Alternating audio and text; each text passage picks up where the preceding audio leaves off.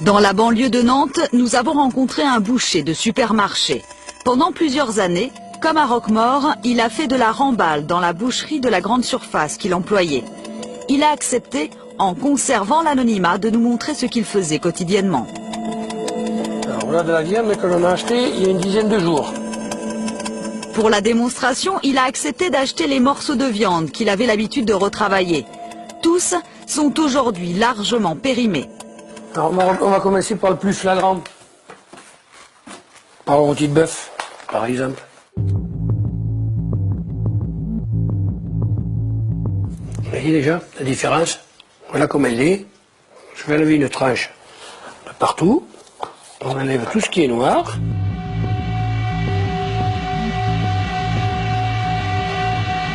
C'est sûr que si vous faites un tartare avec ça, il y a de grandes chances d'avoir ou une gastro ou... enfin, de ne pas être bien. Mais comme ça va être cuit.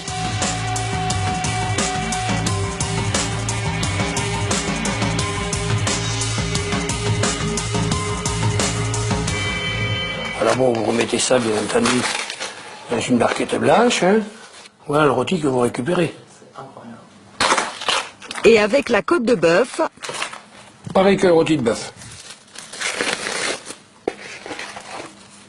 Elle est quand même très abîmée. Ah oui. Comment on reconnaît laquelle est abîmée, par exemple? Ah ben là, c'est normal. Ah ben la couleur. Là. La couleur et l'odeur.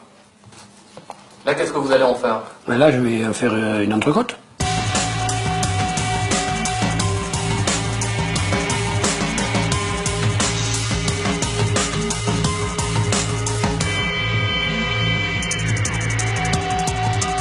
Et si on la compare avec l'entrecôte que l'on vient d'acheter, elle est plus jolie que celle-là. Enfin, elle a moins de déchets. Le client qui ne connaît pas, vous voyez tout ça, bon, c'est un peu plus dur dans une entrecôte. Bon, ben ça, le gras, les enfants, ils vont pas vous le manger. Hein, je suis un père de famille, donc je sais de quoi je parle. Le gras, les enfants, ils n'aiment pas. Tandis que là, regardez. Ce que vous voulez dire, c'est presque plus vendeur quand c'est comme ça, quand on est entre... Ben, il y a moins de déchets. Oui, c'est plus vendeur. Oui. C'est plus vendeur.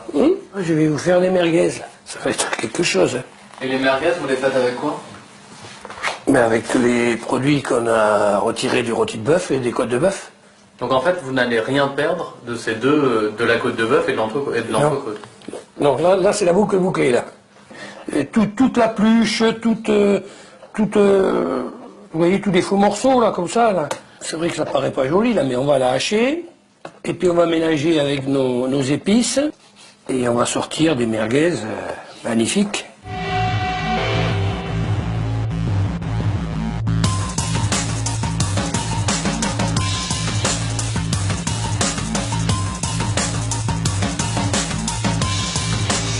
C'est l'épice à merguez qui fait la merguez, quoi. L'avantage de l'épice, c'est que ça va couvrir le goût, ça va... Oui, ah bah oui, ça va couvrir le goût. On va mettre un peu d'eau. Plus vous mettez d'eau, plus ça gagne d'argent. Hein. C'est-à-dire? Ouais, ça pèse l'eau. Ça coûte pas cher.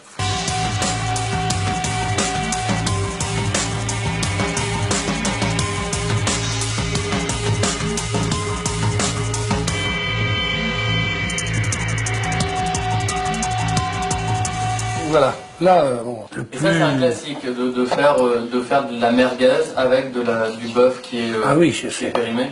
Ça, c'est un classique. C'est un grand classique, ça. Quand on voit ça, on se demande pourquoi ils s'en priveraient, parce que vraiment, vous avez 2, 3, 4, 5, 6, 7, il y a 500-600 grammes, là.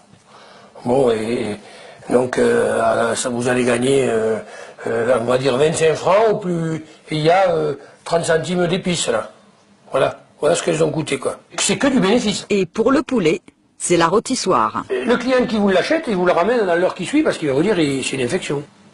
Vous voyez déjà, il pisse pas mal le jus. Hein. Donc qu'est-ce qu'on peut faire pour que ça ne soit pas une infection et qu'on puisse le vendre? Faut bien le badigeonner d'épices à cuisson, à rôtir, mais autant à l'intérieur que partout, et puis il embroche et les font cuire. Un poulet rôti, quoi.